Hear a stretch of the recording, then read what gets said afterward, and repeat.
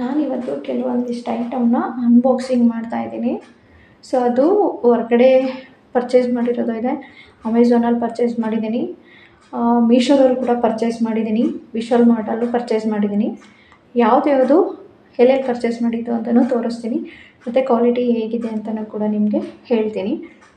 Hi friends, ಎಲ್ರಿಗೂ ನಮಸ್ಕಾರ. ಎಲ್ಲರೂ ಹೇಗಿದ್ದೀರಾ?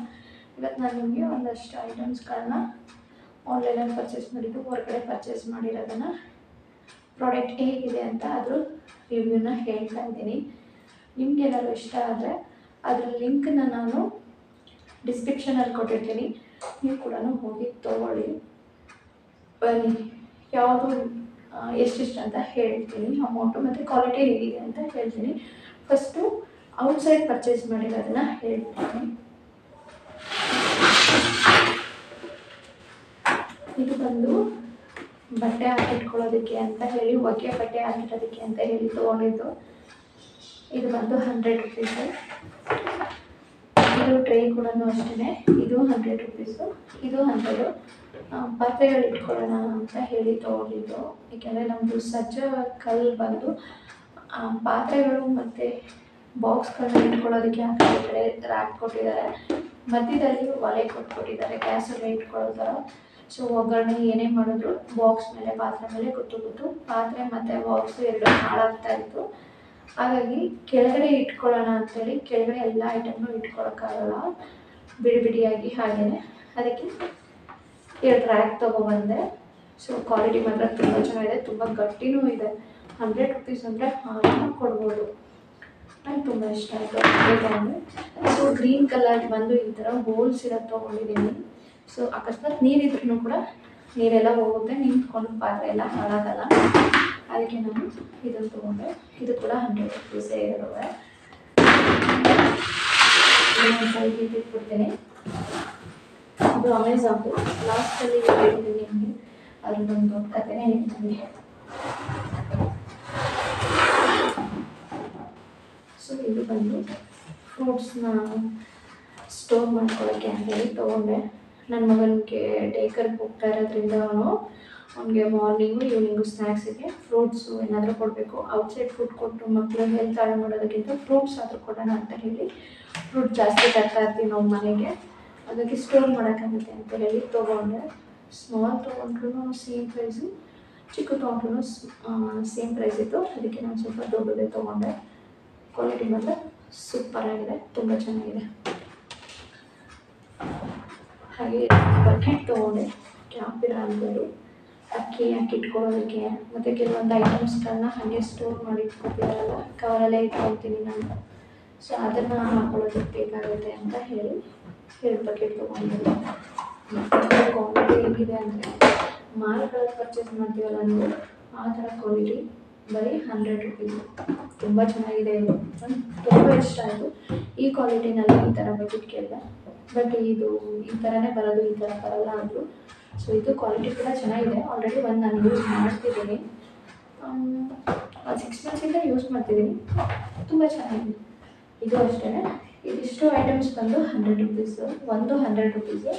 ಸೊ ಟೋಟಲಿ 600 ಆಯಿತು. ಸೊ ಇವಾಗ ವಿಶಾಲ್ ಮಾರ್ಟಲ್ಲಿ ತೋರಿಸ್ಕೊಡ್ತೀನಿ. ಒಂದು ಕಸ ಹೊಚ್ಚಿಟ್ಟು ಸ್ವಲ್ಪ ಹಾಳಾಗಿತ್ತು, ನೀರು ಬಿಟ್ಟಿತ್ತು. ಸೊ ಹಾಗಾಗಿ ಒಂದಿರಲಿ ಅಂತ ಹೇಳಿ ತೊಗೊಂಡು, ಇದು 100 ರುಪೀಸು. ನೋಡಬೇಕು, ಇದೇ ಫಸ್ಟ್ ಟೈಮ್ ತಂದಿರೋದು, ಯೂಸ್ ಮಾಡಿದ್ರೆ ಗೊತ್ತಾಗುತ್ತೆ ಯಾವ ರೀತಿ ಇದೆ ಅಂತ ಹೇಳಿ.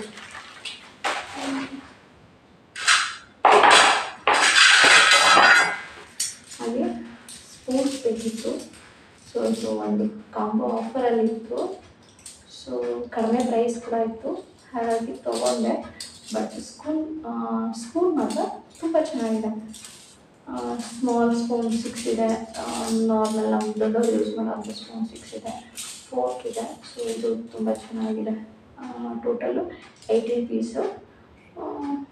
ಒಂದು 110 ಇಲ್ಲಾಂದರೆ 120 ಏನೋ ಇರಬೇಕು, ಇಲ್ಲ ಅಂದರೆ 200 ಒಳಗಡೆ ಇದೆ.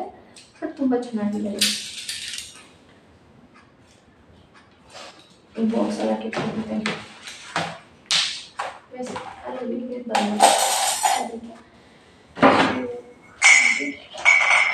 ಸೌಂಡ್ ಜಾಸ್ತಿ ಚೆನ್ನಾಗಿದೆ. ಸೊ ನಾನು ಮೊದಲೇ ಯೂಸ್ ಮಾಡಿದ್ದೆ, ಚೆನ್ನಾಗಿತ್ತು ಕ್ವಾಲಿಟಿ. ಸೊ ಉದ್ದ ಜಡೆ ಇರೋಂಗೆಲ್ಲ ದೊಡ್ಡದಿಂದ ತುಂಬ ಹೆಲ್ಪ್ ಆಗುತ್ತೆ. ಸೊ ಇದು ಕೂಡ ಅಷ್ಟೇ ತುಂಬ ಚೆನ್ನಾಗಿರುತ್ತೆ. ನಾನು ಇವಾಗಲೂ ಕೂಡ ಯೂಸ್ ಮಾಡ್ತಿದ್ದೀನಿ. ಬೈ ಎಷ್ಟು 50 ರೂಪೀಸ್ ಇತ್ತು. ಸೊ ತೊಗೊಳ್ಳೋಣ ಇನ್ನೊಂದು ಅಂತ ಹೇಳಿ ತೊಗೊಂಡೆ.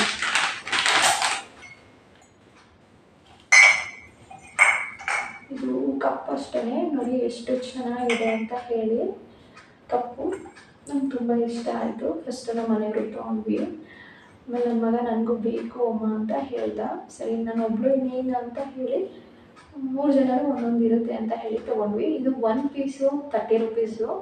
ಸೊ ನಾನು 3ರಿಂದ 90 ರೂಪೀಸ್ ಕೊಟ್ಟಿದ್ದೀನಿ. ಕ್ವಾಲಿಟಿ ಮಾತ್ರ ಸೂಪರಾಗಿದೆ, ವೆಯ್ಟ್ ಕೂಡ ಇದೆ, ತುಂಬ ಚೆನ್ನಾಗಿದೆ.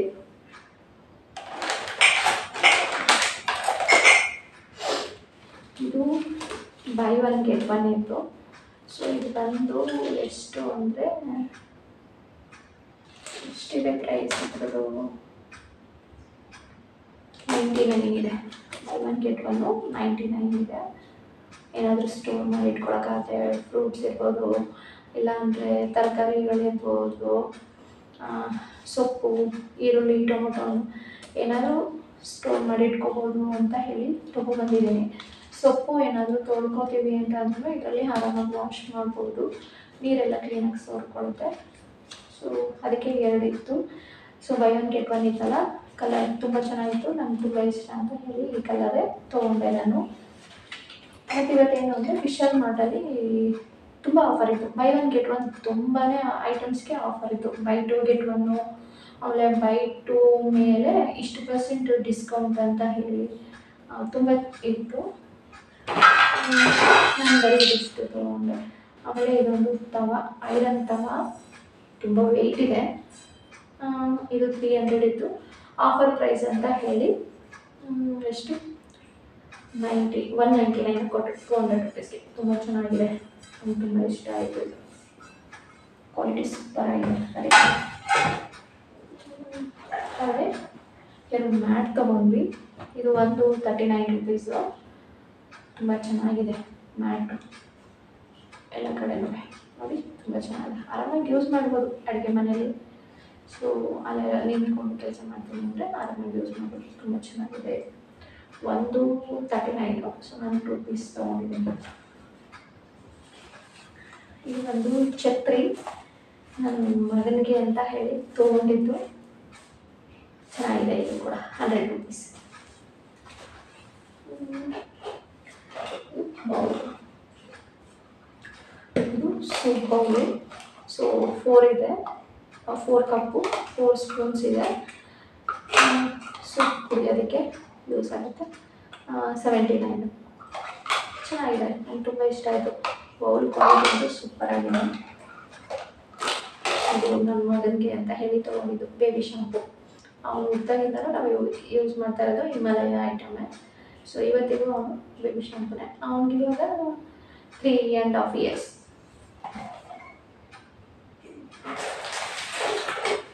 ಹಾಗೆ ಇದೆರಡು ಬ್ರಷ್ ತೊಗೊಂಡ್ವಿ ಬಟ್ಟೆ ವಾಶ್ ಮಾಡೋದು. ಒಂದು ತೊಗೊಂಡ್ರೆ ಒಂದು ಫ್ರೀ ಇತ್ತು. ಸೊ ಇದು ಪ್ರೈಸ್ ಬಂದು 65. ಅದಕ್ಕೆ ತೊಗೊಂಡೆ. ಸೊ ಮನೇಲಿದೆ, ಸ್ವಲ್ಪ ಹಾಳಾಗಿತ್ತು ಅಂತ ಹೇಳಿ ತೊಗೊಂಡೆ. ನನ್ನ ಮಗ ನಾನು ಬಟ್ಟೆ ವಾಶ್ ಮಾಡಬೇಕಾದ್ರೆ ನಾನು ವಾಶ್ ಮಾಡ್ತೀನಿ ಅಂತೇಳಿ ಅವ್ನು ನೆಲ ಉಜ್ಜಿ ಬ್ರಷ್ ಹಾಳು ಮಾಡಿಬಿಟ್ಟಿದ್ದಾನೆ. ಹಾಗಾಗಿ ಇದನ್ನು ತೊಗೊಂಡೆ. ಚೆನ್ನಾಗಿದೆ ಇದು.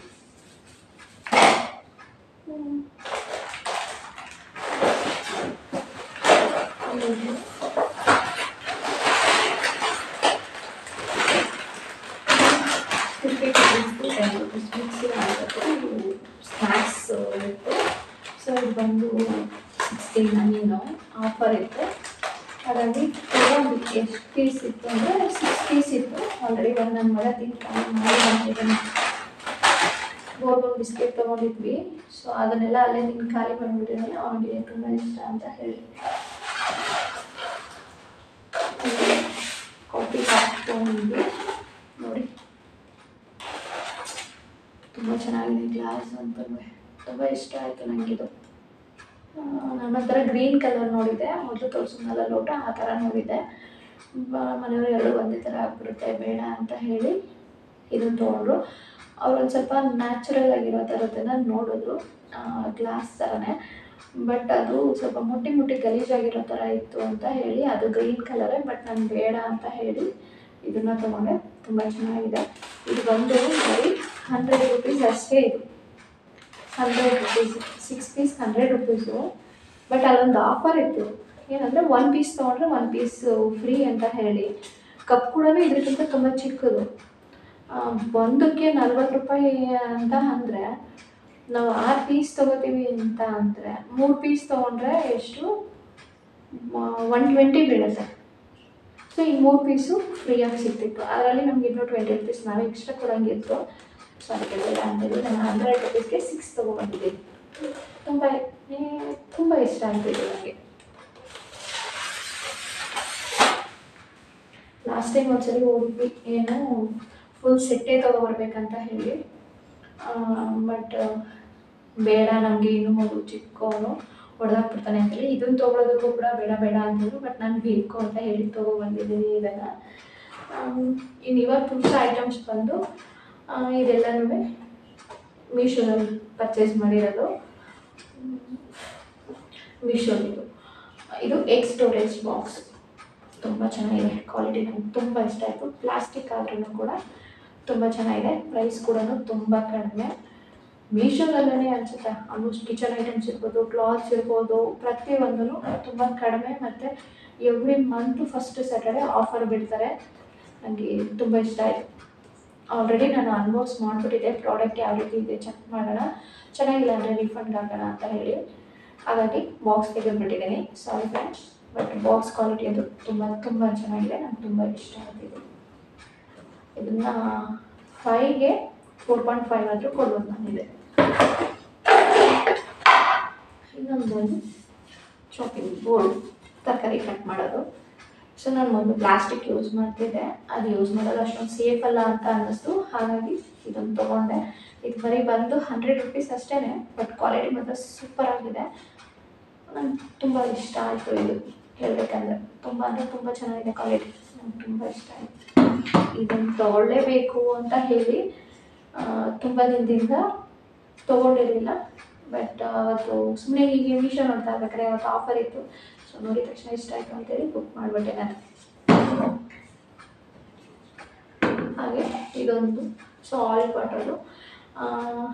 ಇದ್ರ ಜೊತೆಗೆ ಇನ್ನೊಂದು ಬಾಟಲ್ ಇತ್ತು ಆಯಿಲು, ಅದು ಚಪಾತಿ ದೋಸೆ ಮೇಲೆ ಎಣ್ಣೆ ಹಾಕೊಳ್ಳೋ ಅಂಥದ್ದು.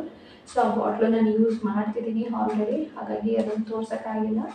ಸೊ ಇದು ಬಂದು 1/2 ಲೀಟ್ರ್ ಬಾಟಲು. ನೋಡಿ ತುಂಬ ಚೆನ್ನಾಗಿದೆ. ಕ್ವಾಲಿಟಿ ಮಾತ್ರ ಸೂಪರ್ ಆಗಿದೆ. ಇದು ಪ್ಲಾಸ್ಟಿಕ್ ಅಂತಲೇ ಅನ್ನಿಸ್ತಿಲ್ಲ ನನಗೆ, ಅಷ್ಟು ಚೆನ್ನಾಗಿದೆ ಇದು. ಇನ್ನೊಂದು ಹೀಗೆ ಮನೆ ಇತ್ತು. ಸೊ ಇದೇನು ಮಾಡಿದೆ ಅಂದರೆ, ನನಗೆ ಹೀಗೆ ಮನೆ ಬೇಕಿತ್ತು. ನಮ್ಮ ಮನೇಲಿ ಇರಲಿಲ್ಲ. ನಮ್ಮ ಮನೆಯವರು ತುಂಬ ಸರಿ ಹೇಳ್ತಿದ್ದೆ, ಬಟ್ ಅವ್ರು ತಂದಿರಲಿಲ್ಲ, ಮರ್ತೋಗ್ಬಿಡ್ತಿದ್ರು. ಇದರಲ್ಲಿ ತರಕಾರಿನೂ ಕಟ್ ಮಾಡ್ಕೋಬೋದು ಅಂತ ಹೇಳಿ ನಾನು ಅಂದ್ಕೊಂಡು ಬುಕ್ ಮಾಡಿದ್ದು. ಬಟ್ ಇದರಲ್ಲಿ ತರಕಾರಿ ಕಟ್ ಮಾಡೋಕ್ಕಾಗಲ್ಲ, ಓನ್ಲಿ ಕಾಯಿ ಮಾತ್ರ ತುರ್ಕೋಬೋದು, ಕೋಕೋನಟ್ ಮಾತ್ರ ಇದು ಮಾಡ್ಬೋದು. ಸೊ ಫಸ್ಟ್ ಟೈಮ್ ಬುಕ್ ಮಾಡಿದ್ದಲ್ಲ, ಸೊ ಇರಲಿ ಅಂತ ಹೇಳಿ ನಾನು ಇದನ್ನು ರೀಫಂಡ್ ಹಾಕಿಲ್ಲ. ಬಟ್ ಇದು ತುಂಬ ಚೆನ್ನಾಗಿದೆ. ಬಟ್ ವುಡ್ ಮಾತ್ರ ಸ್ವಲ್ಪ ಓಕೆ ಅನ್ನೋ ಥರ ಇದೆ ಅಂದರು ನಮ್ಮ ಮನೆಯವರು. ಅಷ್ಟೊಂದು ಈ ವುಡ್ ಚೆನ್ನಾಗಿಲ್ಲ ಅಂತೇಳಿ. ಬಟ್ ಫಸ್ಟ್ ಟೈಮ್ ಬುಕ್ ಮಾಡಿರೋದು ಅಂತ ಹೇಳಿ ರಿಟರ್ನ್ ಹಾಕಿಲ್ಲ. ನಾನು ಇದನ್ನು ಇಟ್ಕೊಂಡಿದ್ದೀನಿ, ನನಗೆ ಇಷ್ಟ ಆಯಿತು ಅಂತ. ನನಗೆ ಕಾಯಿ ಎಲ್ಲನೂ ಇದರಲ್ಲಿ ತುರಿಯೋದಕ್ಕೇ ತುಂಬ ಇಷ್ಟ. ಮುಂಚೆ ಏನು ಮಾಡ್ತಿದ್ದೆ, ಕಾಯಿ ತುರಿಯೋದು, ಕ್ಯಾರೆಟ್ ತುರಿಯೋದು ಬರುತ್ತಲ್ಲ, ಅದರಲ್ಲಿ ತುರ್ಕೋತಿದ್ದೆ. ತುಂಬ ಲೇಟ್ ಆಗುತ್ತೆ ಅಂದ್ಬಿಟ್ಟು ಏನು ಮಾಡಿದೆ, ಚಿಕ್ಕ ಮಿಕ್ಸಿ ಜಾರ್ಗೆ ಕಾಯಿನ ಕಟ್ ಮಾಡಿ ಹಾಕ್ಕೊಂಡು ಅದರಲ್ಲಿ ಪುಡಿ ಮಾಡಿ ಹಾಕೋತಿದ್ದೆ. ಅದು ಹಾಕೊಂಡ್ರೆ ಏನು ಅಂದರೆ ಒಂಥರ ತಿನ್ನಬೇಕಾದ್ರೆ ಏನೋ ಒಂಥರ ಅನ್ನಿಸ್ತಿತ್ತು. ಸೊ ಅದನ್ನು ಕೂಡ ಬಿಟ್ಬಿಟ್ಟೆ, ಕಾಯಿಲೆಲ್ಲ ಹಾಕೋದಲ್ಲ. ಇದು ಬಂದು ಏನಂದರೆ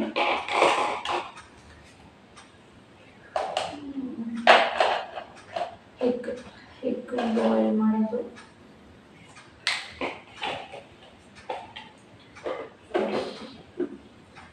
ಸೊ ಚೆನ್ನಾಗಿದೆ. ಇದು ಬಂದು 300 ರುಪೀಸ್. ನಂಗೆ ತುಂಬ ಇಷ್ಟ ಆಯಿತು ಅಂತೇಳಿ ತೊಗೊಂಡು. ಸೊ ಈ ಥರ ಪ್ಲೇಟ್ ಇನ್ನೂ ಒಂದಿದೆ,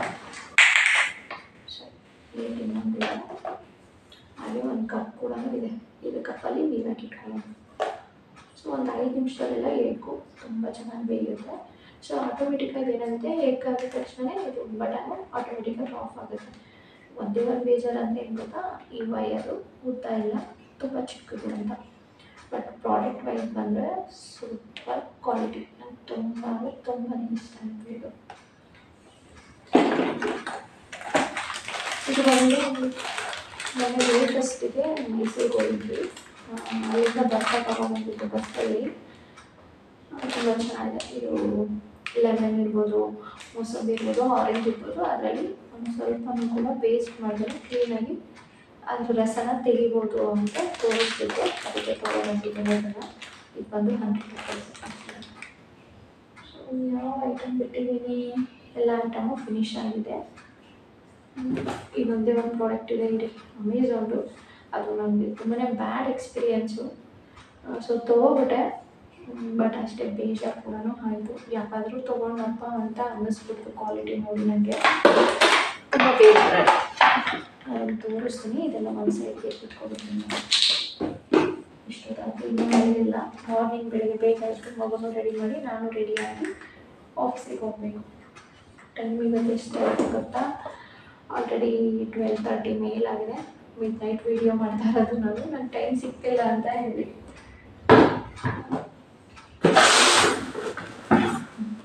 ಇದು ಅಮೆಝಾನಲ್ಲಿ ತುಂಬ ಅಂದರೆ ತುಂಬ ಬ್ಯಾಡ್ ಎಕ್ಸ್ಪೀರಿಯೆನ್ಸ್ ಅಮೆಝಾನಲ್ಲಿ ನನಗೆ. ಇದೊಂದು ಬ್ಯಾಗ್ ಕೊಟ್ಟಿದ್ದಾರೆ, ಬ್ಯಾಗ್ ಕೂಡ ಏನಕ್ಕೂ ಪ್ರಯೋಜನ ಇಲ್ಲ. ಹಿಂಗಂದರೆ ಸ್ವಲ್ಪ ಹೊರಬೋದು, ಏನು ಮಾಡೋದು, ತೊಗೊಬಿಟ್ಟಿದ್ದೀನಲ್ಲ. ಇದು ಒಂದು ಮೊಬೈಲ್ ಇಟ್ಕೊಳ್ಳೋದಕ್ಕೆ.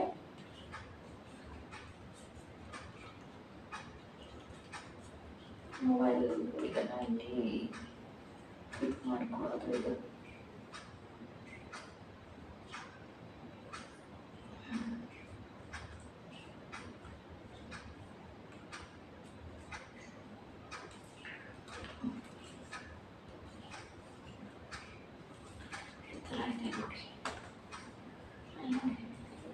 ಇದನ್ನು ಹಿಂಗೆ ಎಲ್ಲ ಲೈಕ್ ಮಾಡ್ಕೋಬೋದು. ಈ ಕಡೆ ನೋಡಿ ಹೀಗೆ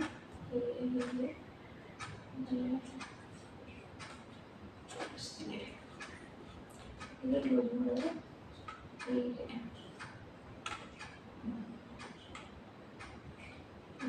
ಹೀಗೆ ಮಾಡ್ಕೋಬೋದಿದೆ. ಸರಿ, ಬಿಚ್ಚೋಯ್ತು, ಟೈಪ್ ಮಾಡೋಕ್ಕೆ ಹೋದರೆ ಬಿಚ್ಚೋಯ್ತು.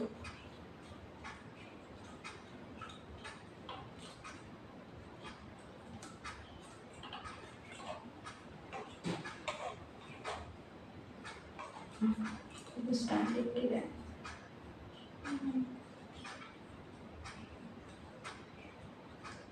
ಸೊ ಇದೊಂದಿದೆ, ಇದನ್ನು ಮಾಡಿದ್ರೆ ಏನಾಗುತ್ತೆ, ಮೇಲೆ ಬರುತ್ತಿದ್ದಾರೆ. ಸೊ ಹೀಗೆ ಹೆಂಗಾದ್ರೂ ಮಾಡ್ಕೊಬೋದು.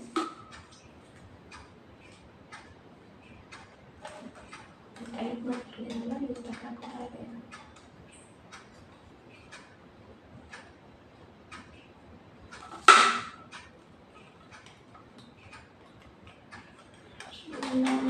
ಇದು ಬಂದು ಬಟನ್ಸ್ಗಳಿದೆ. ಇದು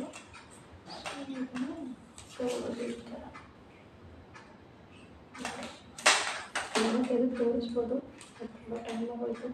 ನನ್ನ ಮಗ ಮಲಗಿದ್ದಾನೆ, ಪಕ್ಕದಲ್ಲಿ ಇಲ್ಲ ಅಂದರೆ ಫುಲ್ಲು ಗಲಾಟೆ ಮಾಡ್ತಾನೆ ರಾಜ. ಅದಕ್ಕೆ ಇದೊಂದು ಬ್ಯಾಡ್ ಎಕ್ಸ್ಪೀರಿಯೆನ್ಸ್ ಅಂದರೆ, ಇದು ಕ್ವಾಲಿಟಿ ತುಂಬ ಲೈಟ್ ವೇಟ್ ಇದೆ ಅಂತ ಹೇಳಿ ಏನು ಮಾಡಿದೆ, ನಾನು ರೀಫಂಡ್ಗೆ ಹಾಕಿದ್ದೆ ಫ್ರೆಂಡ್ಸ್.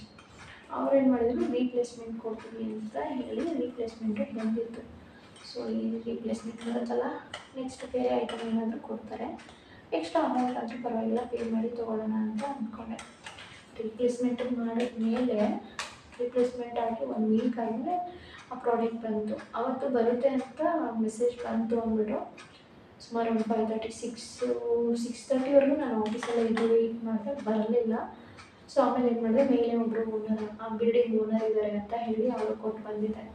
ಈ ಥರ ಐಟಮ್ ಬಂದರೆ ನಾನು ಫೋನ್ ಮಾಡ್ತೀನಿ, ಅವ್ರು ಬಂದಾಗ ಈ ಐಟಮ್ನ ಕೊಟ್ಬಿಟ್ಟು ಹೊಸ ಐಟಮ್ ತೊಗೊಳ್ಳಿ ಅಂತ ಹೇಳಿ. ಅವ್ರು ಏನು ಮಾಡಿದ್ರು, ಅದು 9:15 ಅನಿಸುತ್ತೆ, ಅವಾಗ ನಾನು ಕಾಲ್ ಮಾಡಿದ್ರು, ಮೇಡಮ್ ಮೀಶೋಯಿಂದ ನಿಮ್ಮ ಪ್ರಾಡಕ್ಟ್ ಬಂದಿದೆ ರೀಪ್ಲೇಸ್ಮೆಂಟು, ಹಳೆ ಐಟಮ್ ಕೊಟ್ಟರೆ ಹೊಸ ಐಟಮ್ ಕೊಡ್ತೀವಿ ಅಂತ ಹೇಳಿ. ನಾನೇನು ಮಾಡಿದೆ, ಸರ್ ಸೆಕೆಂಡ್ ಫ್ಲೋರಲ್ಲಿ ಓನರ್ ಇದ್ದಾರೆ, ಬಿಲ್ಡಿಂಗ್ ಓನರು, ಅವ್ರ ಹತ್ರ ಪ್ರಾಡಕ್ಟ್ ಇದೆ, ಅವ್ರ ಹತ್ರ ತೊಗೊಂಡು ಹೊಸದನ್ನು ಅವ್ರು ಕೊಟ್ಬಿಟ್ಟು ಹೋಗಿ ಸರ್ ಅಂತ ಹೇಳಿದ್ದೀನಿ. ಅವ್ರೇನು ಮಾಡಿದ್ದಾರೆ, ನಿಂತ ಜಾಗದಲ್ಲೇ ಫೋನ್ ಕಟ್ಟಾಗಿ 1 ಸೆಕೆಂಡಲ್ಲೇ ಆ ಪ್ಲೇಸಲ್ಲಿ ಯಾರೂ ಇಲ್ಲ ಅಂತ ಹೇಳಿ ಆರ್ಡ್ರನ್ನ ಮತ್ತೆ ರಿಟರ್ನ್ ಹಾಕಿದ್ದಾನೆ. ಆ ಥರ ಮೆಸೇಜ್ ಬಂತು. ತಿರ್ಗಿ ಆಮೇಲೆ 10:15 ತಿರ್ಗಿ ಮತ್ತೆ ವಾಟ್ಸಪ್ಪಲ್ಲಿ ಮೆಸೇಜ್ ಬಂತು ನನಗೆ, ಐಟಮು ರಿಟರ್ನ್ ಹೋಗಿದೆ ಅಂತ ಹೇಳಿ. ತುಂಬ ಬೇಜಾರಾಗಿ ಏನು ಮಾಡಿದೆ, ನಾನು ರಿಪ್ಲೇಸ್ಮೆಂಟ್ ಆರ್ಡರ್ ಕೂಡ ಬೇಡ ಅಂತೇಳಿ ಕ್ಯಾನ್ಸಲ್ ಮಾಡಿದೆ. ಕ್ಯಾನ್ಸಲ್ ಮಾಡಿ 15 ಡೇಸ್ ಆಯಿತು ಫ್ರೆಂಡ್ಸ್. ಹೇಳಬೇಕಂದ್ರೆ ಅಟ್ಲೀಸ್ಟ್ ಈ ಪ್ರಾಡಕ್ಟ್ನು ಕೂಡ ರಿಟರ್ನ್ ತೊಗೊಂಡಿಲ್ಲ ಅವರು, ಅಮೌಂಟ್ ಕೂಡ ರೀಫಂಡ್ ಮಾಡಿಲ್ಲ ನನಗೆ.